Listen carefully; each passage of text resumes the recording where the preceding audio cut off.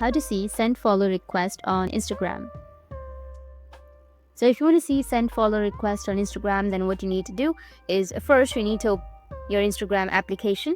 Once you open up your Instagram, go with your profile, which is on the bottom right. Now from the profile, you need to go with the top right, which has that 3 horizontal lines, and then scroll down and you will have download your information. If you don't find it, you can go with the account center. Under account center, tap on your information and permissions and then tap on export your information. It might ask you to enter your password of your Instagram account. Once you've entered, you need to go with create export. Go with Instagram.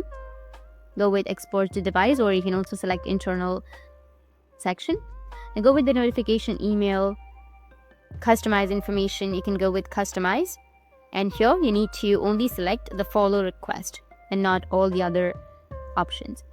You need to clear all the options and select followers and following. Go with save. Go with the date range. I'll just simply go and select the last month. Go with save. Go with the format, media quality, and go with start export.